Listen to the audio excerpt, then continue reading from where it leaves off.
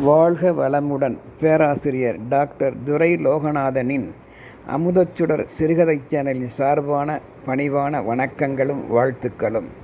நாளுக்கு நாள் அதிக ஆதரவு தருகின்ற ரசிகப் பெருமக்களுக்கு நன்றி.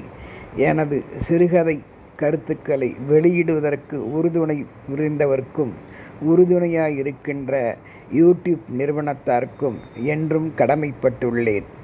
என் சிறுகதைகளில் வருகின்ற படவிளக்கம், கதாபாத்திரங்கள் யாவும் கற்பனை மயமே. நற்கருத்துக்களை உணர்த்துவதற்காக எடுத்தாளப்படுகின்ற சூட்சுமம். உண்மை கதை என்றால் அதை உண்மை கதை என்று வெளியிடுவேன். இதை ரசிகர்கள் புரிந்து கொள்ள வேண்டும். வாருங்கள், இன்றைய சிறுகதையாம் விடுதலை நாள் விழா என்பது பற்றி காண்போம். அன்று மறுநாள் விடுதலை நாள் விழா கொண்டாடப்பட இருக்கிறது. அதற்கு தன் பேத்தியானவள் தாத்தாவிடம் வந்து, தாத்தா, நாளை எங்கள் பள்ளியில் விடுதலை நாள் விழா கொண்டாட இருக்கிறார்கள். அது பற்றி நான் சிறிது கூட்டத்தில் பேச வேண்டும். என்னை தேர்ந்தெடுத்திருக்கிறார்கள். அதற்கு நீங்கள் எனக்கு சில கருத்துக்கள் சொல்ல முடியுமா தாத்தா என்று கேட்க, பேத்தியானவள் தாத்தா என்று கேட்பதை குறிப்பறிந்த தாத்தா அவர்கள், தருகிறேனம்மா என்று சொல்லி தன் விளக்கத்தை தொடங்கினார்.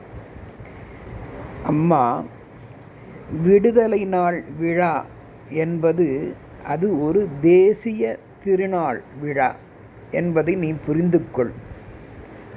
ஒவ்வொரு ஆண்டும் ஆகஸ்ட் திங்கள் 15ஆம் நாளில் கொண்டாடப்படுகிறது. முதலில் இந்தியா என்பதன் விளக்கம் உனக்கு தெரியுமா? இந்து மகாசமுத்திரம், இமயமலை, இதை வைத்து சில சொல்லி கேள்விப்பட்டிருக்கிறேன் தாத்தா. அது மட்டுமல்லம்மா, இந்தியா என்ற சொல்லை நீ கூர்ந்து நோக்க வேண்டும். இந்தியா என்பதில் எத்தனை லெட்டர்ஸ், எழுத்துக்கள் உள்ளன? சரியாக பார். INDIA. பார்த்தாயா? இது முதலில் I என்பது என்ன? இந்தியன். N என்பது நேஷனலைஸ்ட். D என்பது என்ன? டெக்லேர்டு. I என்பது என்ன? இன். A என்பது என்ன? ஆகஸ்ட் என்பதை நீ புரிந்து கொள்ள வேண்டும். இப்பொழுது பார் இந்தியா என்பதற்கு விளக்கத்தை. இந்தியன், நேஷனலைஸ்ட், டெக்லேர்டு, இன் ஆகஸ்ட் என்பதற்காகத்தான் அந்த சொல் பயன்படுத்தப்படுகின்றது. ஓ, அப்படியா தாத்தா, சூப்பர் தாத்தா என்று தாத்தாவின் கன்னத்தில் கிள்ளினாள் பேத்தி. மெய்மறந்த தாத்தா, இரு உனக்கு விடுதலை நாள் விழா பற்றி சொல்லுகிறேன், நன்றாக கேளம்மா. ஆடுவோமே பல்லு பாடுவோமே, ஆனந்த சுதந்திரம் அடைந்து விட்டோமே என்று யார் பாடினார் தெரியுமா? நான் சொல்லுகிறேன். நம் பாரத நாடு விடுதலை பெறுவதற்கு முன்பாகவே ஆனந்த பல்லு பாடினார் அம்மா, நம் தேசிய கவிஞர் பாரதியார். அவருடைய கனவு 1947ஆம் ஆண்டு ஆகஸ்ட் திங்கள் 15ஆம் நாளை நனவான தினமம்மா. அன்று முதல் ஒவ்வொரு ஆண்டும் ஆகஸ்ட் திங்கள் 15ஆம் நாள் அன்று விடுதலை நாள் விழா சிறப்பாக கொண்டாடுகிறோம். சூப்பர் தாத்தா, இன்னும் கேளம்மா. விழாவின் நோக்கம் உனக்கு தெரியுமா? அதையும் நீ பள்ளிக்கூடத்தில் விளக்க வேண்டும். சொல்கிறேன் கேள். இந்திய திருநாட்டில் நாம் எத்தனையோ விழாக்கள், பண்டிகைகளை கொண்டாடுகின்றோம் அல்லவா? ஆமாம் தாத்தா, கேள். அவற்றுள் விடுதலை நாள் விழா, குடியரசு நாள் விழா போன்றவை மட்டும் தேசிய திருநாளாகும். புரிகிறதா? ஆங்கிலேயர்களிடமிருந்து அரும்பாடுபட்டு பெற்ற இந்த சுதந்திரத்தின் பெருமையினை இன்றைய தலைமுறையினர் உணர்ந்து கொள்வதற்காகத்தான் இந்த விழாவின் நோக்கமே. இந்த விழா கொண்டாடப்படுகிறது.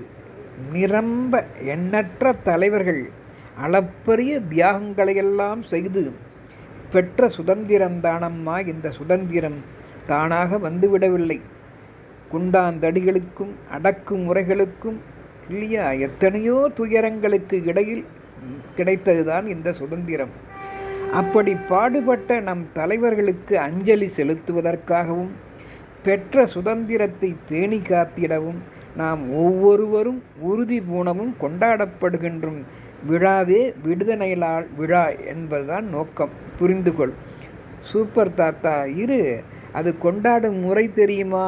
சொல்கிறேன் கேள். நமது இந்திய நாடு 1947ஆம் ஆண்டு ஆகஸ்ட் திங்கள் 15ஆம் நாள் விடுதலை பெற்றது. அது நாளைய தினம்தான். அன்றைய தினம் நம் பாரத பிரதமர் பண்டித ஜவஹர்லால் நேரு அவர்கள் டெல்லியில் செங்கோட்டையில் நம் தேசிய கொடியை முதலில் ஏற்றி பறக்க விட்டார் அம்மா. அன்று முதல்தான் விடுதலை நாள் விழாவன்று தலைநகர் டெல்லியில் தலைமை அமைச்சரும் மாநிலங்களில் முதலமைச்சர்களும் தேசிய கொடியை ஏற்றி வணங்குகிறார்கள். இதை நன்கு நீ புரிந்து கொள்ள வேண்டும். முப்படைகளின் அணிவகுப்பு உண்டு, கலை நிகழ்ச்சிகள் உண்டு, ஊர்வலங்களும் இவ்விழாவை சிறப்பிக்கின்றன. புரிகிறதா? நாடு முழுவதும் அரசு அலுவலகங்கள், பொது இடங்கள், பள்ளிகள் அவற்றிலும் தேசிய கொடியை ஏற்றி வைத்து மிக சிறப்பாக கொண்டாடுகின்றனர் அம்மா. பொதுக்கூட்டங்கள் வெறும் நடத்தப்பட்டு தலைவர்களின் பெருமைகள், உயிர் தியாகம் செய்தவர்களுடைய பெருமைகள், இது போன்ற செய்திகள், நாட்டுப்பற்று எல்லாம் உங்களை போன்ற குழந்தைகள் வளரும் இளம் உள்ளங்கள் உணர வேண்டும் என்பதற்காக இந்த நிகழ்ச்சிகளை நடத்துகிறார்கள் அம்மா. பள்ளிகளில் விடுதலை நாள் விழா நாளைக்கு உனக்கு, அது பற்றி சொல்கின்றேன். இன்றைய மாணவர்களுக்கு நாட்டுப்பற்றையும் சரி விடுதலையின் பெருமையினையும் சரி உணர்த்துவதற்கு இந்த விழா ஒவ்வொரு ஆண்டும் உங்கள் பள்ளிகளிலும் சிறப்பாக கொண்டாடப்படுகிறது. எல்லா பள்ளிகளிலுமே சரிதான். உங்கள் பள்ளிகளில் கொண்டாடுகின்ற நோக்கம் இதுதான். பல முக்கிய மாவட்ட தலைவர்கள், முக்கிய பெருமுகர்கள், முக்கிய கனவான்கள் இவர்களெல்லாம் அழைத்து வந்து கொடியேற்றவும் செய்வார்கள். நம் நாடு விடுதலை அடைந்து 50 ஆண்டுகளுக்கு, ஏன் பல நூற்றாண்டுகளுக்கு மேலாகியும் விடுதலையின் சிறப்பை நம் மக்கள் அறியாமலேயே உள்ளனர் அம்மா. அறியாமையிலும் வறுமையிலும் வாடுகின்றனர் அம்மா. விடுதலையின் பயன் மக்கள் அனைவருக்கும் கிடைத்து மகிழ்ச்சியுடன் வாழ வேண்டும். அதற்கான எல்லா முயற்சிகளையும் அரசு மேற்கொள்ள வேண்டும். புரிகிறதா அம்மா? சபாஸ் தாத்தா, நன்றாக புரிகிறது. இதை இப்படியே நீங்கள் சொல்வது போல் சொல்ல வேண்டுமா, அல்லது பொதுக்கூட்டத்தில் எப்படி தாத்தா ஆரம்பிக்க வேண்டும்? ஓ, நன்றாக கேட்டாய், சொல்கிறேன். சரி, நீ எப்படி தெரியுமா ஆரம்பிக்க வேண்டும்? வடக்கே இமயம், வால்குமரி தெற்கே, மேற்கே அரபியும், கிழக்கே வங்கமும் ஓர்குடை கீழ்கண்டு, ஈழமும் பர்மாவும் வெற்றி முரசு கொட்டி, வீரவாழ்வு வாழ்ந்த நம் தமிழனும் ஏறத்தாழ 200-210 ஆண்டுகளுக்கு மேல் அந்நியர் பிணியில் கட்டுண்டு கிடந்தது. அந்த அடிமைப்பையை விரட்ட, பூட்டப்பட்ட விலங்கை உடைக்க, பசி பசி பசி என்று பரத வைக்கும் பாட்டாளி மக்களின் துயர் துடைக்க துள்ளி எழுந்தோர் ஆயிரம். அப்படிப்பட்ட பெரும் தலைவர்களின் முயற்சியாலும் உயிர் தியாகங்களாலும் கிடைத்த இந்த சுதந்திரம் நாம் போற்றுதற்குரியது என்று தொடங்க வேண்டும் அம்மா. தெரிகிறதா? சூப்பர் தாத்தா.